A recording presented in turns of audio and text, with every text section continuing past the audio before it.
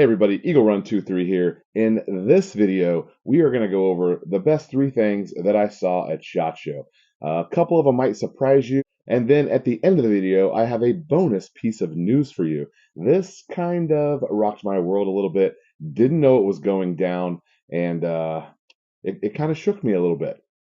Number one on the list is from Bear Creek Arsenal. They are doing a 10-22 receiver and some precision barrels. Now, you guys know I've been really interested in the 10-22. I'd like to try to build a fancy 10-22 and kind of go for accuracy. I think that would be a whole lot of fun, and I think I might just do it on the Bear Creek Arsenal's 10-22 receiver platform. Now I'll probably do a custom chassis and some things like that. Big optic on there. We'll have a lot of fun with it. Now this item is not out yet, but it should be out soon. Alright, I'm Travis Scott with Bear Creek Arsenal, and today I have our new key mode is what we're calling it. The key mode model 201. And this this one's set up right now with a 16-inch bull barrel, so it's already got the 920 diameter barrel on it. This will take 10-22 magazines.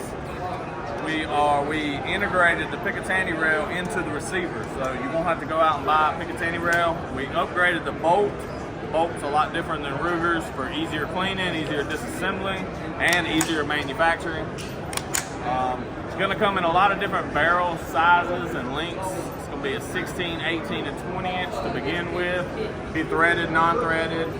We're starting with just stainless. We're going to do a lot of deep fluting too, heavy deep fluting to lighten this thing up.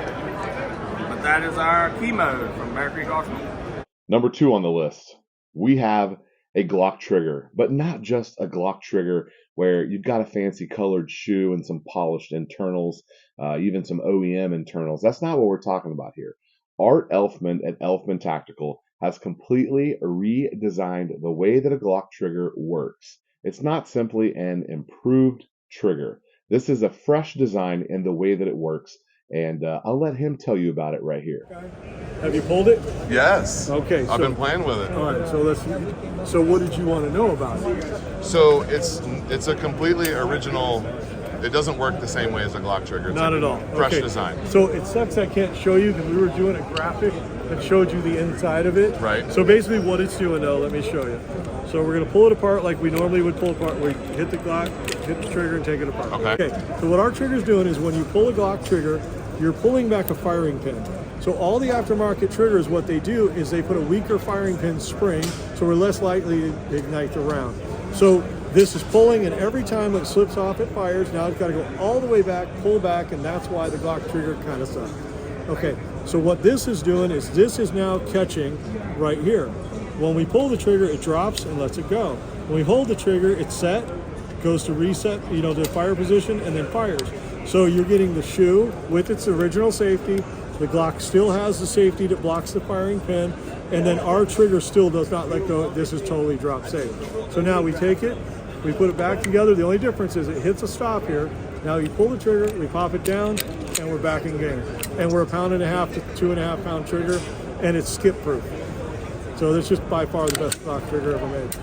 Okay, the next thing on the list, it's another Glock item. The Palmetto State Armory is really kind of killing it right now. They're doing some really cool stuff. And I saw a lot of cool Gen 3, Gen 5 Glock stuff coming on the market.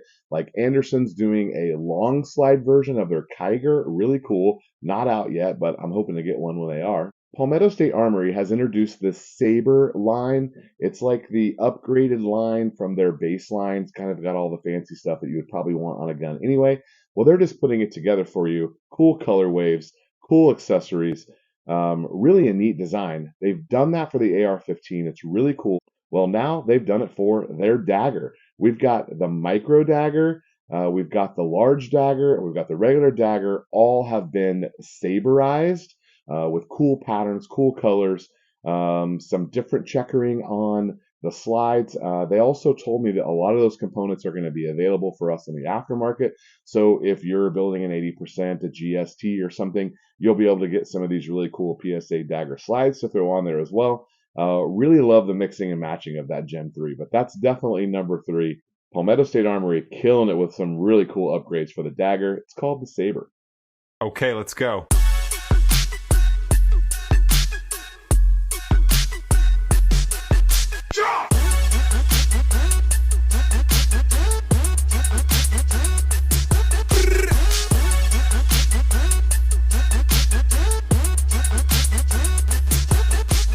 the bonus piece of news, I had a subscriber post a comment on one of my shorts while I was actually at range day.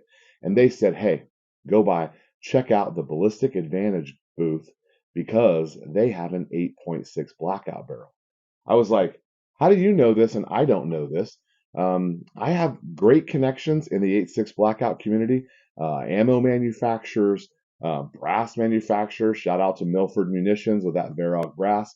I have a lot of connections, a lot of people that are emailing me things, people coming to me for questions that I'm trying to answer. But I was taken by the fact that Ballistic Advantage had an 8.6 barrel and I didn't know about it. So I went right over there, talked to the guy from Ballistic Advantage, talked to a guy. You're going to see more from him later because he actually agreed to come on my podcast. So I asked him about the barrel and he said, yeah, it's right here. You want to see it? You can shoot it. So I go down to their booth, got my eyes and ears on, and he hands me their soulless action with a 16, I forgot, was it 16?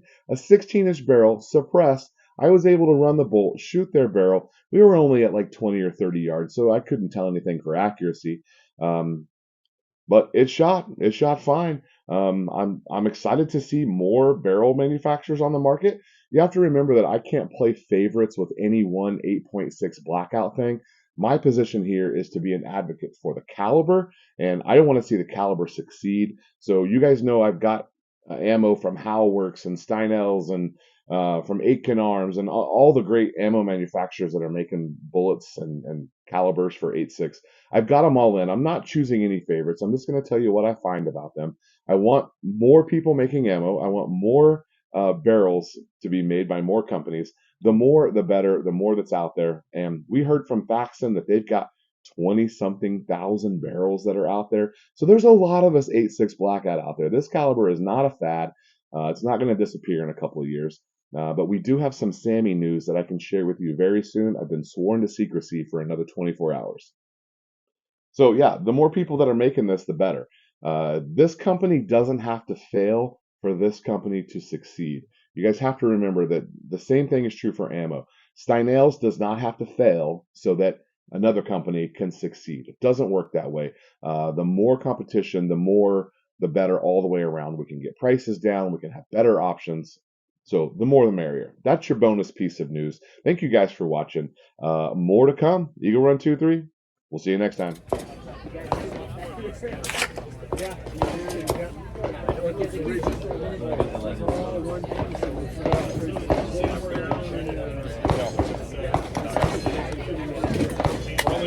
It's only there you go.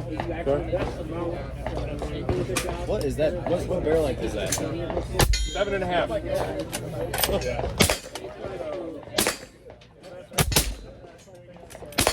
There is like